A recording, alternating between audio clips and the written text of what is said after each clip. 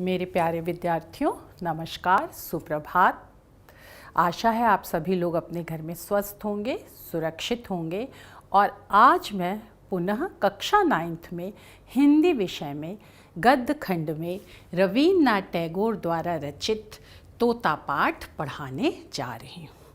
ये श्री रवीन्द्रनाथ टैगोर का छायाचित्र है। ये चित्र देख करके ही आप ये महसूस कर रहे होंगे कि कितना भव्य व्यक्तित्व है। उन्नत ललाट, उठी हुई नासिका, गहरी और गंभीर आँखें, कुल मिला करके इनका व्यक्तित्व आकर्षक, धीर, गंभीर और अपनी ओर खींचने वाला है। बहुत ही बहुमुखी प्रतिभा के ये धनी थे और आज मैं उनके द्वारा जो तोता पाठ है, जो उनकी एक कहानी है, उसको मैं आपको पढ़ाने जा रही हूँ। सबसे पहले मैं आपको इनका जीवन परिचय पढ़ाऊँगी, तत्पश्चात साहित्यिक परिचय, जीवन परिचय। रवीन्द्रनाथ टैगोर। रवीन्द्रनाथ टैगोर का जन्म 7 मई 1861 ईस्वी को कलकत्ता में हुआ था। इनकी आरंभिक शिक्षा प्रतिष्ठित सेंट जेवियर स्कूल में हुई। रवीन्द्रनाथ टैगोर 11 वर्ष की उम्र में उपनयन संस्कार के बाद अपने पिता श्री देवेंद्रनाथ के साथ हिमालय यात्रा पर निकले थे। उपनयन संस्कार, जैसा कि इसको साधारण शब्दों में जनेऊ संस्कार भी कहते हैं। जैसा कि आप लोगों ने हम लोगों के यहाँ देखा होगा कि हमारे यहाँ पुरुष वर्ग एक कच्चे सूत का धागे से बनी हुई एक माला जैसी धारण करता है। तो एक तो वो उपनयन संस्कार, साथ ही साथ उप मतलब होता है समीप, नयन मतलब ले जाना। तो जब बालक को विद्या अध्ययन के लिए गुरु के समीप ले जाया जाता है तो वह भी उपनयन संस्कार कहलाता है। तो प्रारंभिक शिक्षा तो इनकी सेंट जेवियर स्कूल में हुई, लेकिन विद्यालय की जो औपचारिक शिक्षा थी वह रवीन्द्रनाथ टैगोर को अच्छी नहीं लगी। उनका मन वहाँ पढ़ने में नहीं लगा।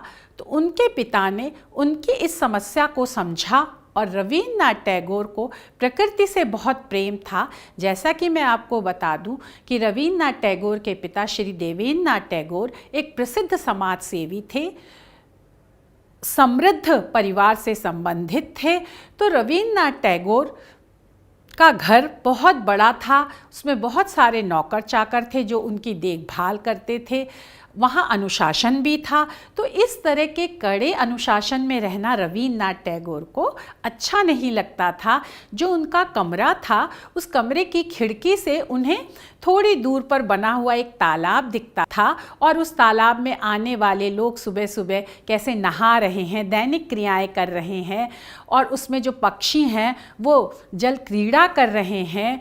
पक्षियों की जो चहचहाहट है, ये सब ध्वनियाँ, ये सब दृश्य गुरुदेव रवीन्द्रनाथ टैगोर को अपनी तरफ बहुत अधिक आकर्षित करता था। इसलिए उन्हें विद्यालय की औपचारिक और बंधन युक्त शिक्षा अच्छी नहीं लगती थी। उनके पिता ने उस अपने पुत्र के इन मनोभावों को समझ करके इसीलिए उनको हिमालय यात्रा पर ले गए। हिमालय जो प्राकृतिक सुंदरता का आगार है, भंडार है, उस जगह पर ले गए और वहाँ पर प्रकृति के सानिध्य में रह करके गुरुदेव रवीन्द्रनाथ टैगोर ने जो शिक्षा प्राप्त की, उसी शिक्षा को वह आने वाली पीढ़ियों को देना चाहते थे कि उसी तरह से प्रकृति के खुले वातावरण में और अपनी रुचि के अनुसार बच्चों को शिक्षा दी जाए तो वह शिक्षा अधिक सार्थक और सफल होगी।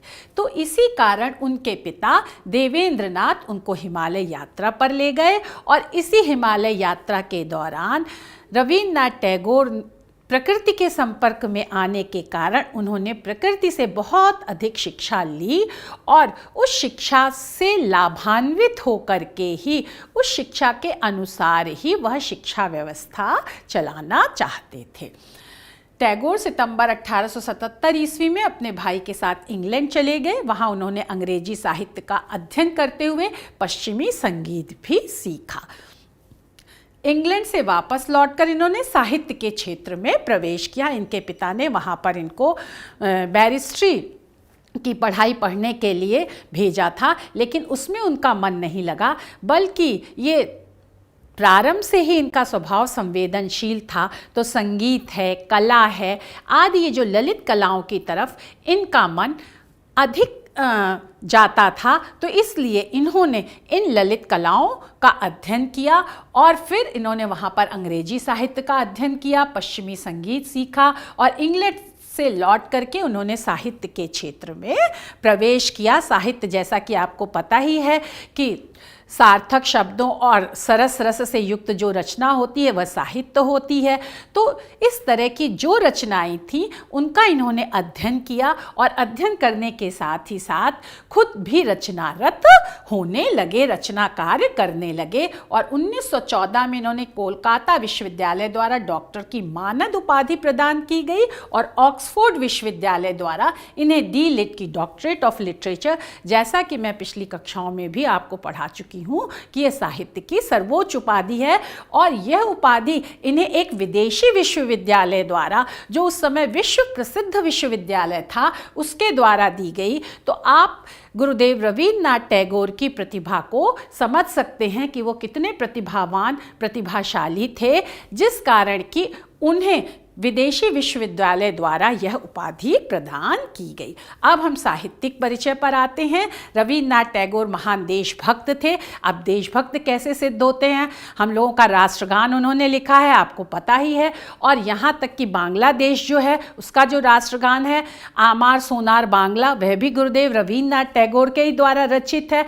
और अंग्रेज सरकार के द्वारा इन्हें सर की उपाधि प्रदान की गई थी, लेकिन जब जलियांवाला हत्याकांड हुआ, नरसंहार हुआ, तो उन्होंने गुरुदेव रवींद्रनाथ टैगोर ने यह सर की उपाधि अंग्रेज सरकार को वापस कर दी थी, जो कि उनकी देशभक्ति का प्रत्यक्ष प्रमाण है। शिक्षाविद थे ही, क्योंकि उन्होंने शांति निकेतन की स्थापना की, जो आजकल विश्व भारती विश्वविद्यालय के नाम से प्रख्यात है।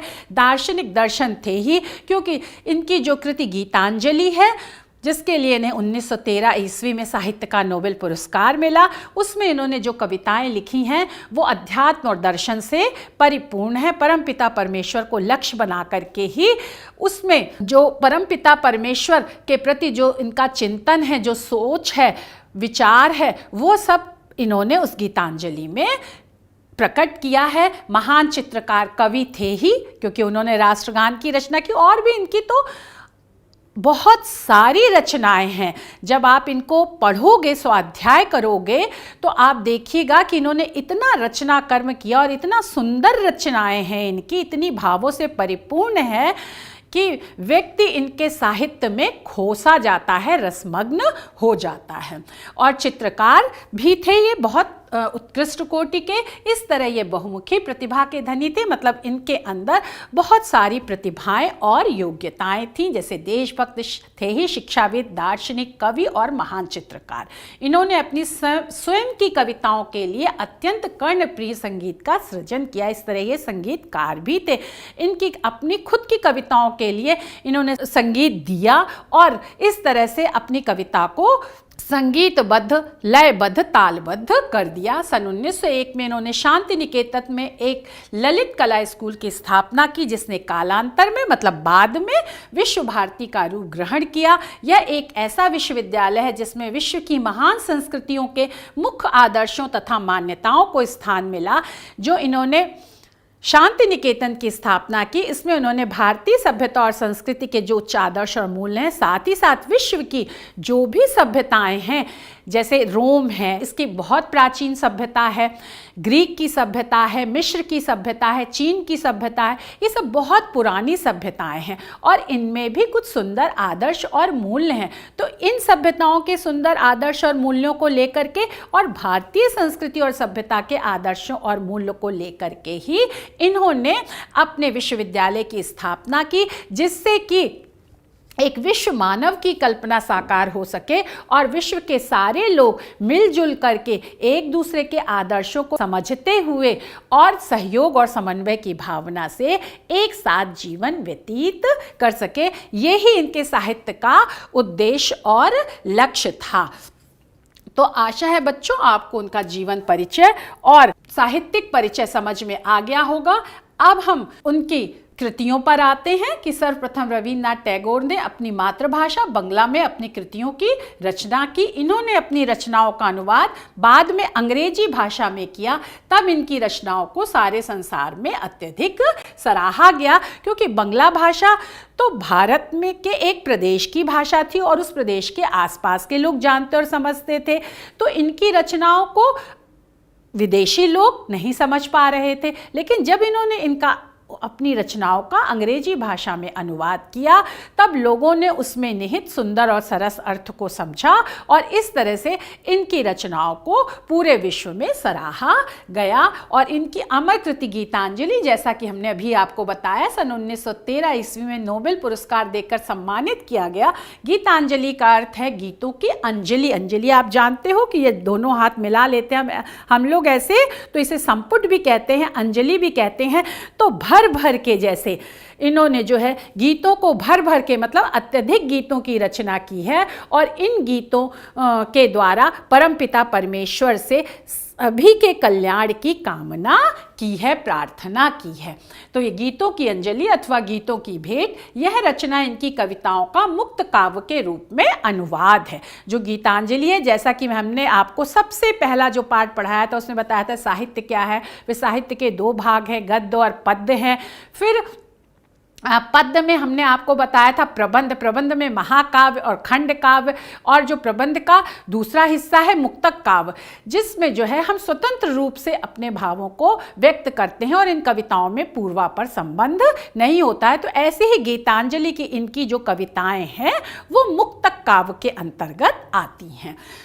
और जो स्वयं टैगोर ने मौलिक बंगला से, इन्होंने बंगला भाषा में गीतांजलि की रचना की थी, लेकिन फिर वह जो है उसको अंग्रेजी भाषा में अनुवाद किया था। और जब अंग्रेजी भाषा में वो अनुवाद हुआ उसका और वो छपी, तो उसका प्राकथन किसने लिखा? प्रसिद्ध आयरिश कवि W.B. येट्स के प्राकथन के साथ यह प्रकाशित हुआ। अब आपको ये समझ में आ गया होगा कि टैगोर विश्व व्यक्तित्व थे, वो कितने महान थे।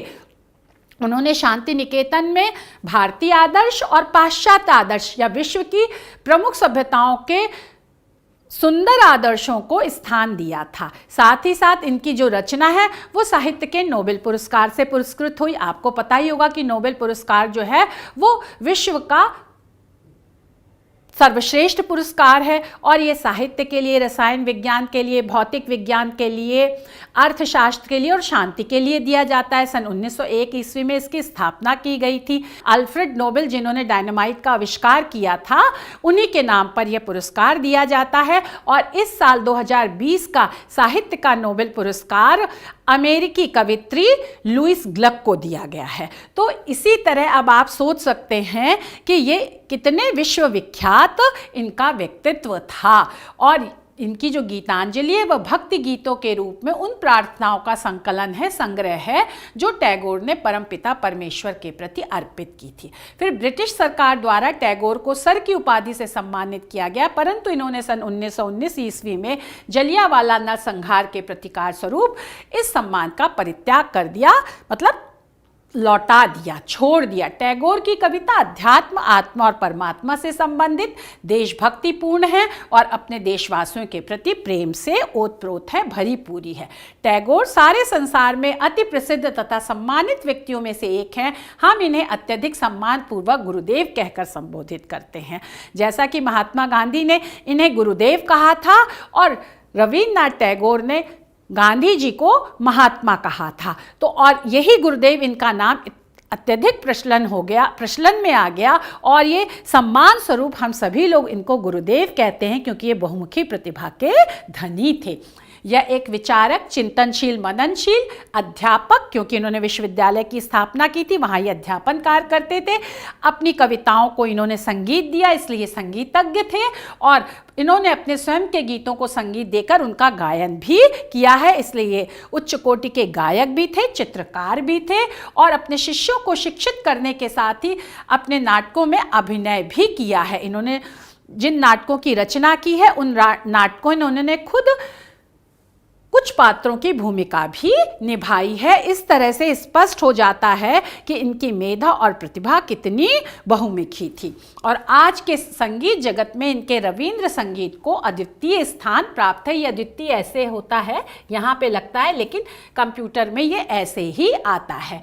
टैगोर बांग्ला साहित्य के माध्यम से भारतीय संस्कृति में नवीन जान फूंकने वाले युग दृष्टा मतलब दूरदर्शी और एकमात्र कवि हैं जिन्होंने भारत और बांग्लादेश दो देशों के राष्ट्रगान की रचना की है। आशा है बच्चों आपको उनका साहित्यिक परिचय, साहित्यिक योगदान, उनकी बहुमुखी प्रतिभा, इन सब से आप परिचित हो गए होंगे। और टैगोर एक धार्मिक व्यक्ति थे, लेकिन उनका धर्म मानव धर्म, जो कि हमने पहले ही बताया कि वो मानवता के कल्याण में विश्वास करते थे। सिर्फ हमारे देश के लोगों का हित हो ऐसा नहीं, विश्व के जितने मानव हैं, मनुष्य हैं, उन सभी के हित के लिए कार्य किया जाए, तो ये उनका धर्म था। और उन्होंने अपने शांति निकेतन में लिखा भी था, ऊपर उनका आदर्श वाक्य था, यत्र विश्वम भवेत् एक नीड़म, कि जहाँ पर संसार जो है वो एक घोंसले की तरह हो जाता है। और मानव धर्म के नाम से वर्णित करना पसंद करते थे। ये स्वतंत्रता प्रेमी थे और इन्होंने अपने शिष्यों के मस्तिष्क में सच्चाई का भाव भरा कि सच बोलो, जो हम लोगों का आदर्श वाक्य है, सत्यमेव जयते। प्रकृति, संगीत तथा कविता के निकट संपर्क के माध्यम से, संपर्क मतलब समीपता के द्वारा, माध्यम मतलब द्वारा, इन्होंने स्वयं तथा अपने शिष्यों की कल्पना शक्ति को, कल्पना शक्ति जो अप्रत्यक्ष होता है, अपरोक्ष होता है, उसके बारे में जब हम सोचते हैं, उसका वर्णन करते हैं, करने की कोशिश करते हैं, तो वह हमारी कल्पना शक्ति कहलाती है। कहा भी गया, जहाँ ना जाए रवि वहाँ जाए कवि। कवि अपने कल्पना शक्ति से बहुत ही सुंदर चीज़ों का सृजन कर देता है, जिसको पढ़ करके, जिसको देख करके, अगर चित्रकार है तो हम देख करके, अगर साहित्यकार है तो पढ़ करके, और टैगोर में तो ये सारी प्रतिभाएं एक साथ थी, तो व्यक्ति जो है वो अभिभूत हो जाता है। और सौंदर्य, अच्छाई, सुंदरता के प्रति आकर्षण, अच्छी बातों को, आदर्शों को अपने जीवन में लाओ, और विस्तृत सहानुभूति। जब हमारा हृदय व्यापक होगा, उदार होगा, हम जन जन के प्रति सुंदर भाव रखेंगे, तभी हम मानव धर्म को अपना सकते हैं।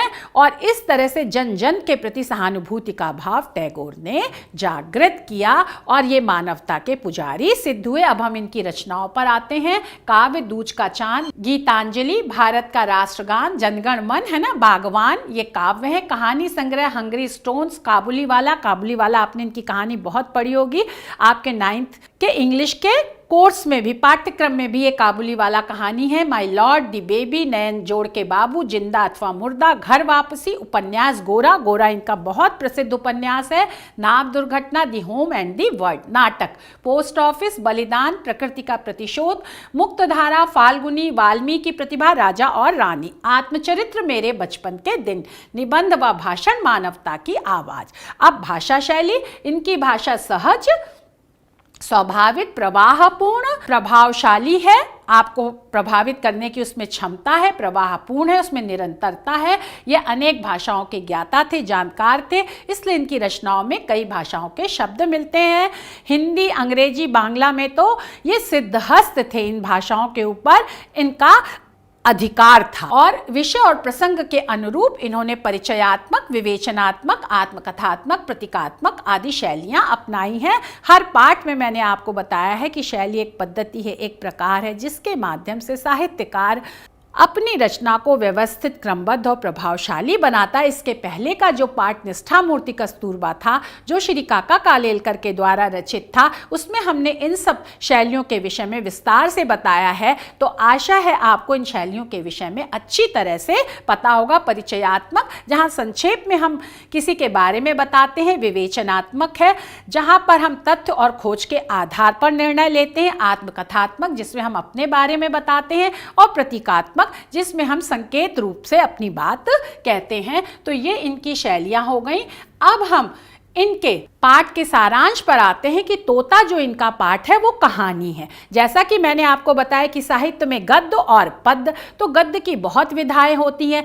जो अभी हमने इससे पहले निष्ठा मूर्ति कस्तूरबा पढ़ाया वो संस्मरणात्मक निबंध था। अब ये जो तोता पाठ है ये कहानी है, और ये नोबेल पुरस्कार विजेता रवींद्रनाथ टैगोर की बहुचर्चित, मतलब बहुत प्रसिद्ध कहानी है, यह सन 1924 में लिखी गई। इस कहानी में तोते को आधार बनाकर वर्तमान शिक्षा पद्धति पर व्यंग्य किया गया है। अब हम आपको इस पाठ के विषय में थोड़ा सा ये बता देते हैं कि तोता जो है वो एक छोटे बच्चे का प्रतीक है। जैसे तोता सुंदर होता है, आकर्षक होता है, और तोता और मैना दो ही ऐसे पक्षी हैं जो मनुष्य की बोली बोल लेते हैं, और तोते को जो सिखाओ वो तुरंत सीख जाता है और वैसा ही बोलने लगता है। तो बालक भी ऐसा ही होता है।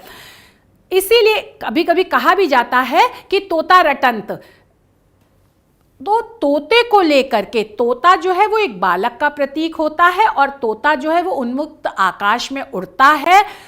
ऐसे ही बालक को अगर स्वतंत्र वातावरण में उसको अपनी प्रतिभा का विकास करने दिया जाएगा, तब तो वह अपनी प्रतिभा का विकास करके अपने व्यक्तित्व का विकास कर पाएगा। लेकिन अगर उसे बंधन युक्त अत्यधिक औपचारिक शिक्षा में बांध करके उसको शिक्षा दी जाएगी, तो वह अपने व्यक्तित्व का, योग्यता का, मेधा का, प्रतिभा का विकास नहीं कर पाएगा। तो लेखक ने प्रस्तुत पाठ में तोते के माध्यम से एक बालक की शिक्षा पर व्यंग्य किया है कि कैसे बालक को शिक्षा दी जाती है और अंततोगत्वा वह शिक्षा प्राप्त नहीं कर पाता है, बल्कि वह उस शिक्षा के कारण उसकी जो योग्यता, मेधा, प्रतिभा है वो बिल्कुल समाप्त हो जाती है, उसका हनन हो जाता है। यहाँ पर ये बताया गया है।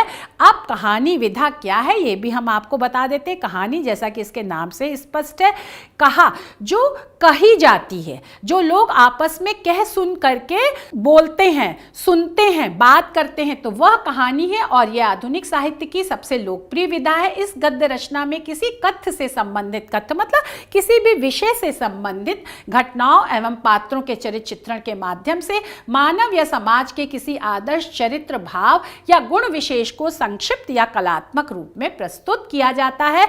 कहानी के बच्चों 6 तत्व होते हैं।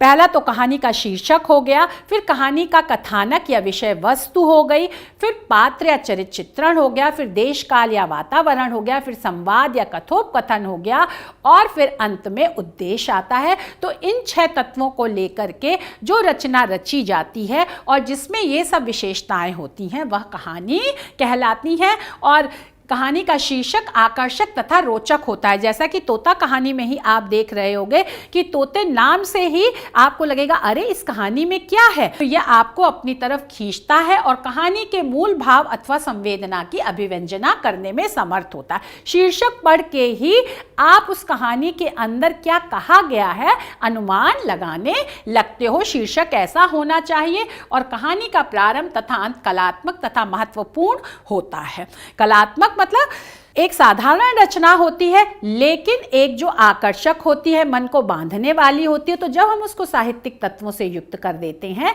तो उसमें जो कलात्मकता आ जाती है, तो कहानी कलात्मक होती है और उपन्यास की तरह बहुत बड़ी नहीं होती है। इसलिए इसको ये कहा गया है कि ये संक्षिप्त होती है। अब हम पाठ के सारांश पर आ रहे हैं कि तोते की चंचलता। राजा के महल में एक तोता था जो चंचल प्रवृत्ति, अस्थिर प्रवृत्ति का, जैसे पक्षी होते हैं चंचल, कभी इस पेड़ पे कूदेंगे, कभी उस फुनगी पे जाएंगे, ऐसे ही बच्चा भी होता है। क्योंकि हमने आपको बताया तोता से यहाँ तात्पर्य है तोते के माध्यम से एक छोटे से बालक की मनोभावनाओं को, उसके स्वभाव को और उसकी शिक्षा के बारे में बताया गया है। इसलिए यहाँ संकेतात्मक या प्रतीकात्मक शैली का प्रयोग किया गया है। तो वह उछलता कूदता रहता था, इस कारण उसे मूर्ख समझा जाने लगा कि वह मूर्ख है, उसे कुछ आता जाता नहीं है, क्योंकि वह अस्थिर प्रवृत्ति का है। जबकि वास्तव में यह है कि चाहे तोता हो चाहे बालक हो, उछलना कूदना उसका स्वभाव है, यह उसकी मूर्खता का परिचायक नहीं है। और राजा ने तोते की चंचलता को देखकर मंत्री से कहा कि ऐसा तोता किसी काम का नहीं है, इसलिए अब इसे शिक्षा दो। अब दूसरा है इसमें, फिर आगे बताया गया कि तोते को शिक्षा देने पर विचार विमर्श सलाह मशविरा किया गया कि तोते को शिक्षा देने का कार्य राजा के भांजे को दिया गया। एक सभा का आयोजन किया गया जिसमें तोते की अविद्या, अविद्या मतलब अज्ञान के कारण को जानने पर विचार विमर्श हुआ, सलाह मशविरा हुआ और यह निष्कर्ष निकाला गया, यह निर्णय लिया गया कि घास फूस के बने घर में रहने के कारण तोता जो है वो शिक्षित नहीं हो पा रहा है। अतः इसलिए निर्णय हुआ कि तोते के लिए अच्छा सा पिंजड़ा बनाया जाए जहां रहकर तोता शिक्षा प्राप्त कर सके। ये मैं आपको सारांश बता रही हूँ, लेकिन सारांश में एक एक लाइन में ये मैं बता दे रही हूँ कि तोते की शिक्षा का भार जो है वो किसी शिक्षक को या किसी विद्वान को नहीं दिया गया, बल्कि मंत्री को दिया गया। और मंत्री ने भी ये कार्य किसको दिया?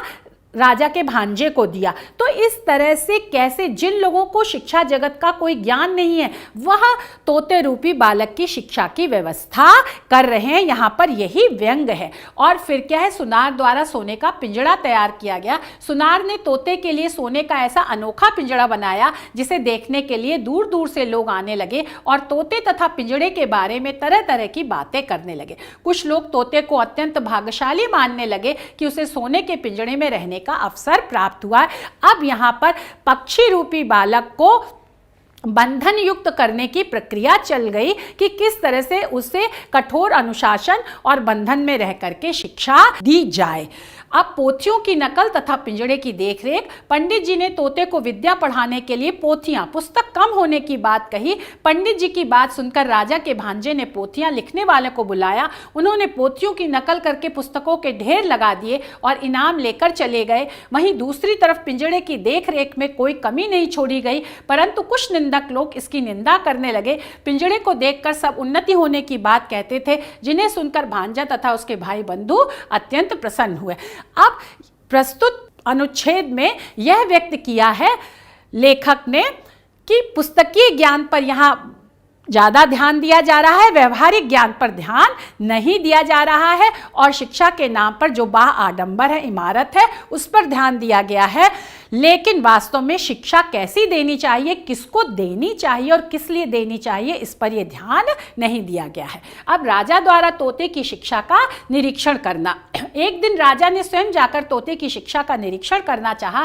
राजा की शिक्षाशाला में पहुंचते ही विभिन्न वाद्य यंत्र बजने लगे। सभी राजा की जय जयकार करने लगे।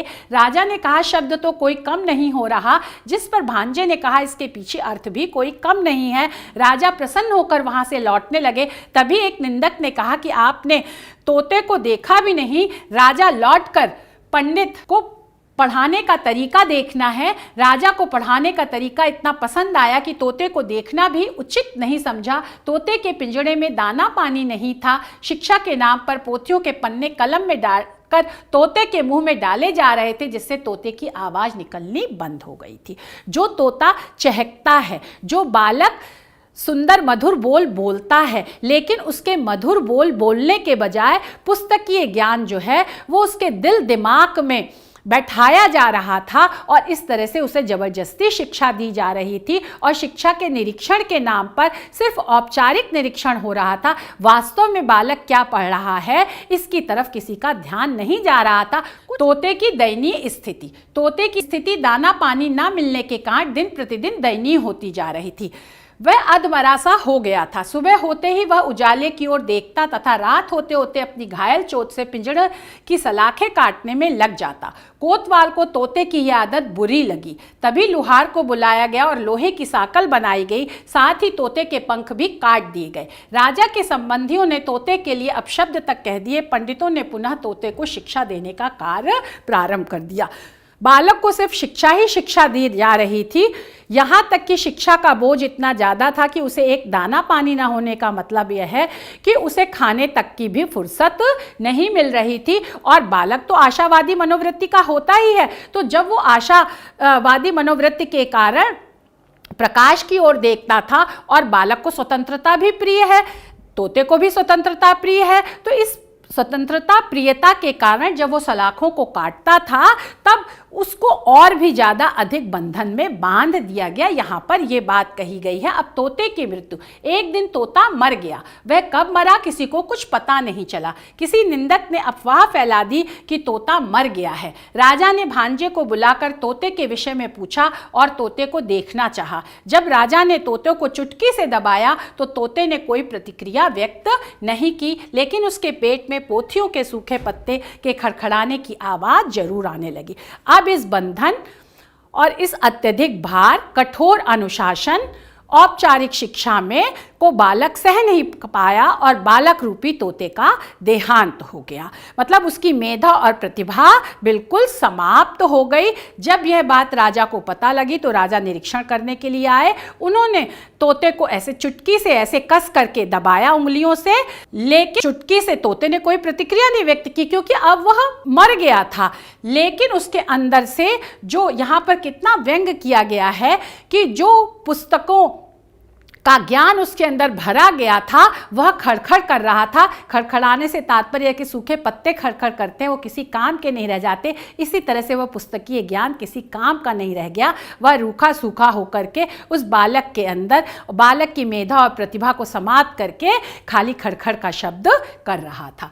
तो अब उसके बाद और वह तोता कब मरा यह भी किसी को पता नहीं चला। अब शिक्षा और संदेश तोता कहानी में शिक्षा के मुख्य केंद्र, पात्र और उद्देश्य की मृत्यु के साथ संपूर्ण शिक्षा व्यवस्था के ध्वस्त होने के साथ ही उसमें सुधार करने का संदेश देते हुए बाल केंद्रित शिक्षा को अपनाने की सशक्त शिक्षा दी गई है। और प्रसिद्ध बाल कवि द्वारिका प्रसाद, द्वारिका ये ऐसे बच्चों यहाँ पर आता है लेकिन ये कंप्यूटर की टाइपिंग ऐसी होती है। प्रसाद महेश्वरी ने बालक के महत्व को समझते हुए सत्य ही लिखा है।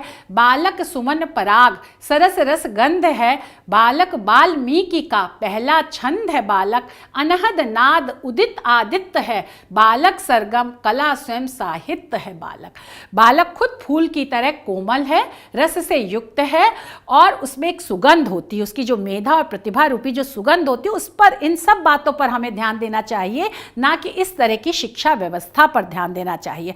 उसके अंदर जो स्वाभाविक प्रतिभा है उसके अनुसार शिक्षा की व्यवस्था करनी चाहिए। और बालक वाल्मीकि का पहला छंद है, जैसे वाल्मीकि ने का हृदय दुख से भर आया था, वैसे ही बालक जो है वो बहुत संवेदनशील होता है। और अनहद नाद, अनहद मतलब निरंतर चलने वाली एक आवाज़ है। बालक को अगर आप बोलने का अवसर दीजिए तो वो लगातार बोलता रहता है और आपसे कुछ ना कुछ पूछता रहता है। और सूर्य के समान, आदित्य मतलब सूर्य के समान वो उदित होने वाला है। उसके अंदर जो मेधा और प्रतिभा का जो बीज है, अगर उसे सुअवसर मिले तो वह मेधा और प्रतिभा बहुत सुंदर रूप और आकार धारण कर लेती है। और स्वयं बालक जो है वो कला और साहित्य के समान है। आशा है बच्चों इस पाठ का सारांश रविन्द्रनाथ टैगोर का जीवन परिचय, साहित्यिक परिचय, उनकी बहुमुखी प्रतिभा, उनकी रचनाएं और भाषा शैली से आप अच्छी तरह से परिचित हो गए होंगे। और यह आपका अभ्यास कार्य है कि रविन्द्रनाथ टैगोर का जीवन परिचय, भाषा शैली एवं रचनाएं लिखिए और कवि द्वारिका प्रसाद महेश्वरी के बारे में स्वाध्याय करिए। अब बालक और पक्षी या मनुष्य कोई भी, कैसा कोई भी हो, उसे स्वतंत्रता कितनी प्रिय होती है। शिव मंगल सिंह सुमन ने अपनी एक कविता में ये प्रस्तुत किया है जिसको हम पढ़ रहे हैं।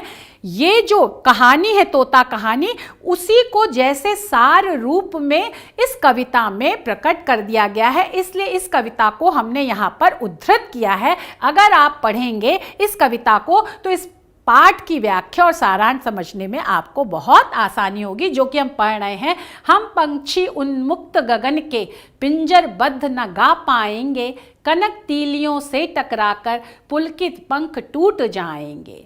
हम बहता जल पीने वाले, कहीं भली है कटुक निबोरी, कनक कटोरी की मैदा से स्वर्ण श्रृंखला के बंधन में अपनी गति उड़ान सब भूले, बस सपनों में देख रहे हैं तरु की फुनगी पर के झूले।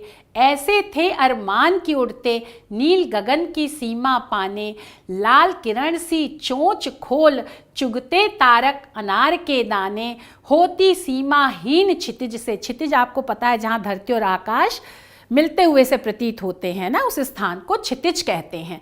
तो इन पंखों की होड़ा होड़ी, होड़ा होड़ी मतलब प्रतिस्पर्धा में या तो क्षितिज मिलन बन जाता, नीड़ न दो चाहे टहनी का, आश्रय छिन्न भिन्न कर डालो, लेकिन पंख दिए हैं तो आकुल उड़ान में विघ्न न डालो। तो ये जो है आकुल उड़ान में विघ्न ना डालो, यह स्वतंत्रता की चाहत है, चाहे बालक हो, चाहे पक्षी हो और चाहे मनुष्य हो। तो इन सभी को स्वतंत्रता के वातावरण में अपनी मेधा और प्रतिभा का विकास करने का सुअवसर देना चाहिए, उसे स्व अनुशासन में रखना चाहिए, कठोर अनुशासन में नहीं रखना चाहिए, और औपचारिक और बंधन मुक्त शिक्षा के बजाय अनौपचारिक और स्वतंत्रता पूर्वक उसे अपनी शिक्षा ग्रहण करने का सुअवसर देना चाहिए। धन्यवाद, नमस्कार।